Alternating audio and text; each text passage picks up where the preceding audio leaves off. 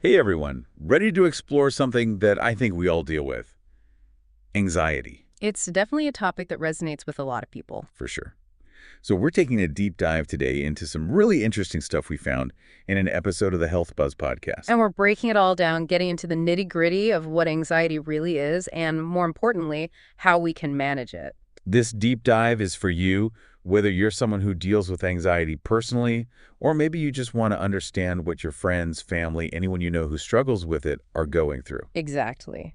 And get this, anxiety is way more common than you might think. It actually affects a whopping 7.3% of the global population. Wow, that's a huge number. It really is. But here's the thing. Anxiety, at its core, is just your body's natural response to anything it sees as a threat or stress. It's like our built-in alarm system, like fight or flight kicking in. Oh, okay, so like when you're about to give a big presentation and your heart starts racing, Exactly. That's a perfect example. so it's like our body's way of trying to protect us. Yeah, you got it. It's meant to be helpful.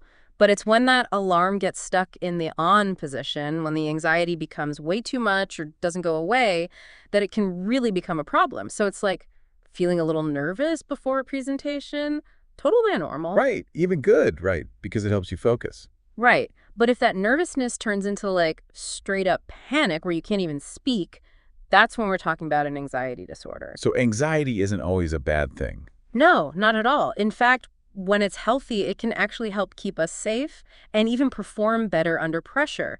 The key is finding that balance, recognizing when it's helpful and when it starts holding us back.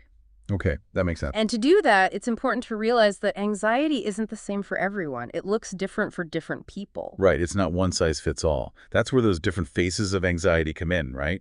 Like the podcast talked about physical, emotional, and cognitive symptoms. Exactly. Recognizing those different aspects can be a total game changer when it comes to understanding your own experiences with anxiety and figuring out what your own unique patterns look like. Okay, so let's dive into each of these a bit more, Sounds good. starting with the physical symptoms. Yeah. What are some of the telltale signs? Well, think back to that fight or flight response we talked about. So, your heart rate and breathing get faster, your muscles tense up, maybe you start sweating. Yeah. That's your body preparing to deal with a perceived threat.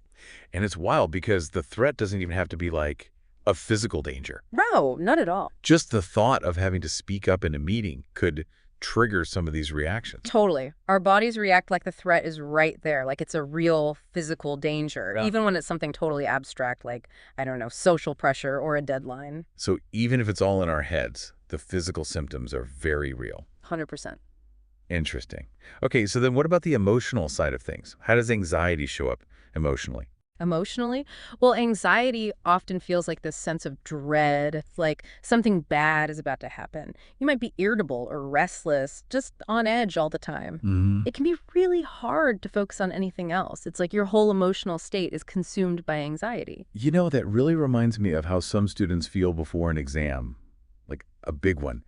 They describe this intense worry and fear that makes it almost impossible to think clearly. I bet a lot of our listeners have felt something similar, even in different situations. Oh, for sure. It's such a common experience. And it shows just how powerful anxiety can be when it comes to messing with our emotions. Okay, so we've got the physical, the racing heart, the sweating. And we've got the emotional, the dread, the restlessness. Right. What about the cognitive side? How does anxiety affect our thinking? This is where things get really interesting. Anxiety can make it hard to concentrate. It can lead to constant worrying. You might even find yourself replaying conversations in your mind over and over. Ugh. Yes, like second-guessing yourself, worrying about whether you said the wrong thing. I know that one all too well. I think we all do. And the thing is, those cognitive symptoms can actually become part of a pretty vicious cycle.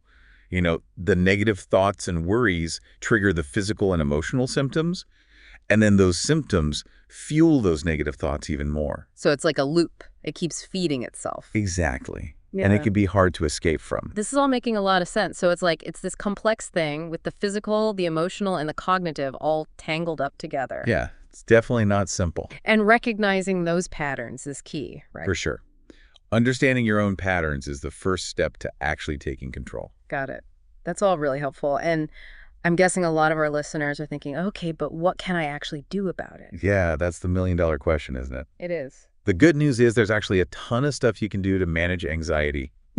Starting like right now, this is the part I always get excited about. Like, okay, we get it. Anxiety is a thing, but what can we actually do about it? Right. The Health Post podcast had a whole section on this. I was taking notes like crazy. Me too. What really stood out to you? Well, they talked about deep breathing, which, okay, I know it sounds super basic, but honestly, there's a lot of science behind it. When you really focus on your breath, you're actually like consciously slowing down your heart rate, calming your whole nervous system. It's like hitting the pause button on that fight or flight response. Right. I remember they mentioned this technique called the 4-7-8 method. Have you ever tried that? Oh, yeah, for sure. And it can be super helpful. What's cool is that there are a bunch of different breathing techniques out there. You know, box breathing, diaphragmatic breathing, even alternate nostril breathing. Wow. I had no idea. Yeah. And they all use the power of your breath to, like, regulate how your body reacts to stress. So it's like having a whole toolbox of techniques. Yeah. You can experiment, find what works best for you. Exactly. And it's not even just about finding the right technique. It's about actually doing it, practicing it regularly. You know, it's like building a muscle. The more you use it, the stronger it gets, the easier it becomes to access that feeling of calm when you need it. That makes a lot of sense. Right. Okay, so deep breathing, definitely adding that to my list. Yeah. What else was interesting? Let's see. Oh, they also talked about grounding techniques, which are all about bringing yourself back to the present moment. You know, when you're spiraling, thinking about all those what ifs, worst case scenarios, Oh, yeah. grounding techniques can help. Right, like that 5-4-3-2-1 method they talked about. Exactly. Noticing 5 things you can see, 4 things you can touch, 3 things you can hear, 2 things you can smell, and 1 thing you can taste. It's so simple, Right. but so effective. I can see how just shifting your focus like that could be really powerful. Totally. When you engage your senses like that, you're basically anchoring yourself in the present moment. Yeah. It's like you're breaking free from that cycle of racing thoughts and like overwhelming emotions. And they had some great examples of when to use these techniques, like being stuck in a crowded commute, which could be super stressful. Well, for sure. Or even in the middle of a tough meeting, a difficult conversation. Yeah. It's like a tool you can use anytime, anywhere. Regain control, I like that. Right. Okay, so we've got breathing techniques, grounding exercises, all about calming the mind and body. But what about when you need to, like, move that anxious energy? Oh, I know where you're going with this. I bet you do. You're going to say exercise. You know it. What can I say? I'm predictable. But seriously, isn't exercise super important for managing anxiety? Absolutely. And it's not just about feeling good after a workout. Exercise actually helps regulate cortisol, which is a major hormone involved in your body's stress response. So it's not just a temporary fix. It's actually helping us manage anxiety in the long run. Exactly. And you don't have to become a marathon runner or anything. Right. You know, even a brisk walk, some yoga, or just putting on some music and dancing around your living room can make a huge difference. The podcast actually recommended taking a walk before a stressful family event, That's a great idea. which I thought was really smart. Yeah, it's all about getting ahead of those stress levels, Okay. approaching tough situations from a more grounded and balanced place. I love that. Right. Okay, this is all fantastic advice. I bet our listeners are already thinking about ways they can use this stuff in their own lives. I hope so. But before we move on, I do want to talk about something that I know a lot of people struggle with. Knowing when anxiety is, more serious than something you can handle on your own, when it's time to get professional help. That is so important. It can be hard to admit you need help, but like they said in the podcast, getting help is a sign of strength. 100%. It means you're taking care of yourself. Right. And remember, you don't have to be dealing with like debilitating anxiety to benefit from therapy. Sometimes just having that safe space to talk about your worries, learn some new coping mechanisms can make a world of difference. The Health Buzz podcast had a whole segment on this, answering listener questions about when it's time to reach out for professional support. What were some of the red flags they mentioned? Well, they said that if your anxiety is messing with your daily life, like your work, your relationships, even just your ability to do the things you enjoy, it might be time to reach out. I can imagine it can be really tough to admit that you're struggling, It can be. but they made a good point in the podcast. Seeking help is actually a sign of strength. Absolutely. It means you're taking care of your mental well-being, which is so important. And, you don't have to wait until things are really bad to see a therapist. Right. Sometimes it's helpful, even if you're not, totally overwhelmed. It's about having that space to talk things through and learning some new coping skills. That makes a lot of sense. Yeah. They also talked about specific symptoms like panic attacks and what they called avoidance behaviors as signs that you might want to consider professional help. Oh, right. What exactly are those avoidance behaviors? Well, it's basically when you start avoiding things that trigger your anxiety. Like if you have social anxiety, you might start turning down invitations to parties or avoiding situations where you have to speak in public. Oh, Or let's say you're afraid of flying, you might start driving long distances, even when it's a pain or super stressful. so it's like your world starts to shrink because you're trying to avoid all those things that make you anxious. Exactly. It might seem like it's helping in the short term, but it actually makes the anxiety worse in the long run. Because you're not facing it head on. Right. It reinforces that fear. So if you're noticing yourself doing those things, it might be a good idea to reach out to a therapist. Definitely. The podcast mentions something called cognitive behavioral therapy, or CBT. Oh, yes, CBT. I've heard of that. What's that all about? So CBT is a type of therapy where you work on identifying and changing those negative thought patterns that are feeding your anxiety. It helps you see how your thoughts, feelings, and behaviors are all connected and gives you practical tools to, reframe those thoughts and come up with better ways of coping. So it's not just talking about your problems. It's about actually changing the way you think and react to things. Exactly. And a lot of research has shown that CBT is really effective for treating anxiety. Of course, there are lots of other types of therapy out there too.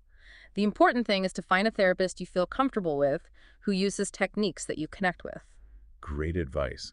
And before we wrap up, I wanted to mention something else the podcast brought up. Anxiety management apps. Oh yeah, those are everywhere these days. I know, right? Hmm. It seems like everyone's using them. Do you think they're actually helpful? I do, yeah. I think they can be a really great addition to your anxiety toolkit, Okay. especially if you're looking for easy ways to practice mindfulness or relaxation techniques. The podcast mentioned a few specific apps: Headspace, Calm, and Wysa. What are those like? Well, they have a lot of different features, things like guided meditations, breathing exercises, sleep stories, nature sounds, just stuff to help you chill out. Some apps will even let you track your mood and your progress, which can be really motivating. That's cool. So they could be a good way to supplement therapy or all the other stuff we've been talking about. For sure. And they're super convenient, right? They're affordable, and you have them right there on your phone. It's like having a therapist in your pocket. Exactly. Awesome. Well, we've covered a lot of ground today. We talked about what anxiety is. We explored some really practical ways to manage it, and even when to seek professional support. As we wrap up, what are some of the key things you hope our listeners take away from this conversation? Honestly, I just hope people remember that anxiety is manageable. It's not something you have to just live with. There are things you can do to feel better. And even if you don't have severe anxiety, all those things we talked about, deep breathing, grounding exercises, movement, mindfulness, Right. those can help anyone deal with everyday stress. I love that. It's so empowering to know that we have the power to take control of our mental health. I think so too. And one last thought for our listeners. What really resonated with you from today's conversation? Which technique are you most interested in trying out? Remember, dealing with anxiety is a journey. It's not about being perfect. So be patient with yourself, experiment a little, and celebrate those small wins along the way. That's great advice. And on that note, this wraps up our deep dive into anxiety. We hope you found it helpful. Thanks for joining us. And remember, you're not alone. There's help out there, and there's always hope.